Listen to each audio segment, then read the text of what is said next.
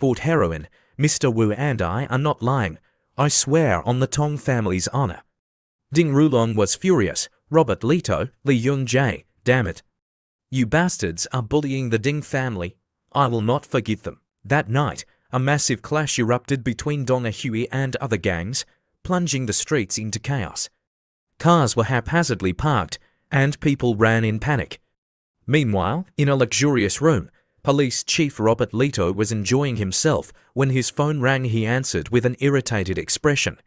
What, a riot? Notify all police forces to deploy.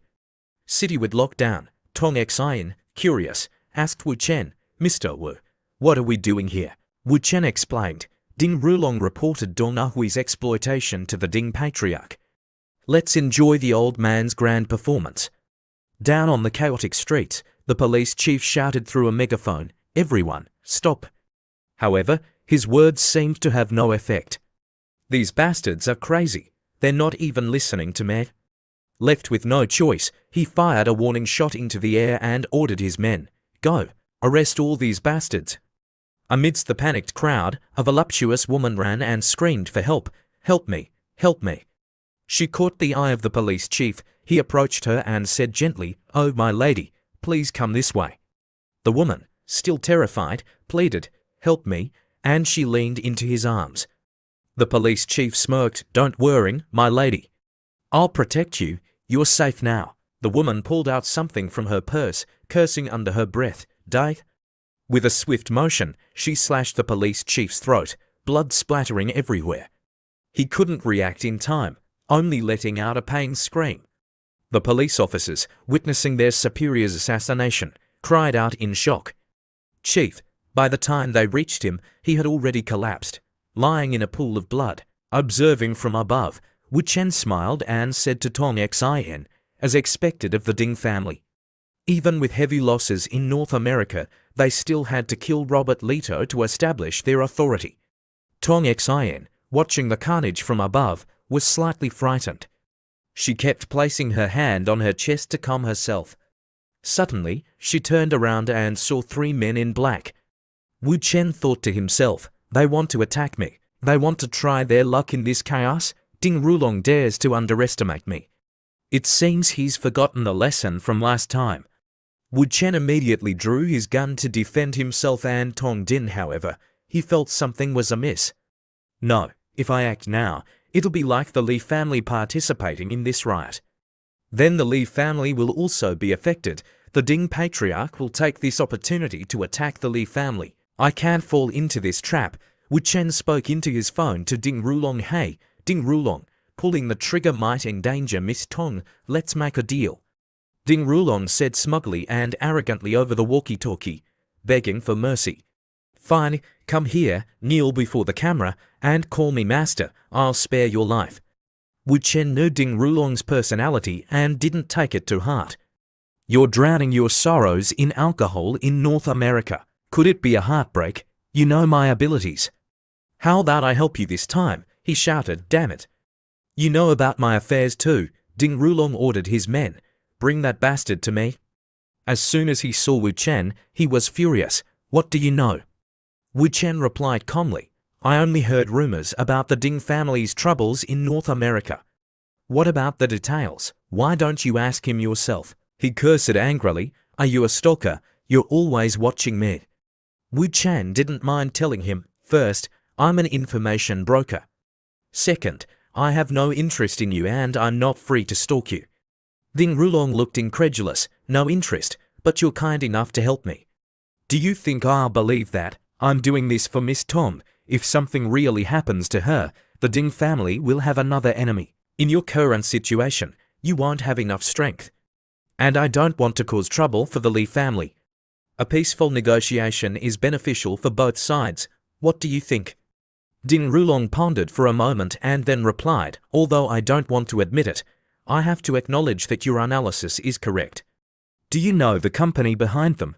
They're backed by the Italian mafia, the Raptors gang. In the past, they wouldn't even dare to speak loudly to Dong Hui, but in recent years, the people you've trained have been constantly poached by them, causing chaos within the gang. There's a trend of them being replaced. That's why Robert Leto and Lee Yoon-jae took advantage of the recent opportunity. Their target, it's her, Won Hongmai, who was just promoted earlier this year. She's also the liaison for internal and external affairs. I don't know how long she can hold on. Wu Chen said, "Leave it to me, but you have to understand one thing. I'm doing this for Miss Tong. Once this is over, our relationship will return to how it was before." Understand? Ding Rulong snorted. "Originally, you should have at least broken your arms and legs today. You're begging me for a chance, and I'm only reluctantly giving it a try." On the way back, Wu Chen said to Tong Din, "Robert Leto is dead. You can exchange information with your father anytime. It's just that things happen suddenly, so we have to delay for 2 days." "I understand. Where are we going next, Mr. Wu?" "I have to investigate the Tam brothers thoroughly, especially their poaching activities. Mr. Wu, I feel like I resemble that Miss Wong. How about I pretend to be her?" Hearing Tong Xin's suggestion, Wu Chen said, "Let you risk, Mr. Wu. Please trust me, I can handle it." That night, Tong Xin disguised herself as Wong Hongmai. "Mr. Wu, do I look like Miss Wong?" "Yes, tomorrow, when you make contact, unless absolutely necessary, don't say anything. Just watch the Tam brothers' performance. The next day, Miss Wong, from now on, no matter what you see or feel, don't be shocked. Because what you're about to experience is just the basic treatment of our company. Miss Wang, working in our company, these slaves are all yours. You can make them do anything. You can control everything about them, including their lives. As for salary, how much do you earn at Donahue? We'll double it." Tong Din looked to the other side and saw a man pointing and ordering, You, all of you, take off your clothes. You're not allowed to wear a single piece of cloth." The girls immediately obeyed and clung to him. So obedient, such good slaves. This feeling is unbelievable. The man continued to speak to Tong Din, who was disguised as Wong Hongmai. "Let's continue. As for the job, the location could be in a South American plantation or on a fishing boat in Antarctica. The specific work won't be much different from Donahue. It's all about managing a group. Miss Wang, do you need to know anything else? If the conditions are good, we can sign the contract now." At this moment, Wu Chen appeared. She doesn't need to know anything else. She won't sign any contract with you, double the salary, even becoming a superior. The conditions are so generous that ordinary people can't resist. The man exclaimed in surprise, "Who are you? How did you get in here?" Tong Din was delighted to see Wu Chen. Wu Chen walked over and removed the man's hat. "Harry Diego, the second deputy leader of the Razor gang that was wiped out 10 years ago. You killed and impersonated Tom, infiltrating the Tam brothers' company. Why don't we go to the office and discuss your plan to revive the Razor gang with Tom Brady?" He asked in astonishment, "Who are you? How do you know?" At this moment, Tong Din whispered to Wu Chen about what she had seen. "I caught them poaching people from Donahue. He's out of luck." The man cursed angrily, "Damn it, you're messing with me." Suddenly, a girl rushed out from the shadows with a knife. Wu Chen pushed Tong Din away. He even has a hidden bodyguard. Wu Chen saw the number 69 on the girl's chest and recognized her. "It's number 69. This is even more interesting. I didn't have to look far to find her here. Indeed, things are getting more and more interesting." In a flash, Wu Chen seized number 69's wrist with lightning speed. "You don't stand much of a chance against me, number 69." The assassin's emerald eyes widened in surprise. Before Wu Chen could react, she turned around, using her extraordinary strength to jump into the air. Number 69 swiftly regained her balance mid-air and launching a spinning kick aimed at Wu Chen's head. He dodged the blow by a hair's breadth, feeling the rush of wind as the kick whizzed past his face. "Either death or broken bones. A ruthless lineage indeed," Wu Chen muttered. Realizing they couldn't overpower Wu Chen, number 69 and Harry Diego decided to retreat. "We'll settle this later. I'll be back," Tong Din questioned. "Mr. Wu, why did you let them escape?" Wu Chen calmly assured her they won't get away. "Come with me, Miss Tong."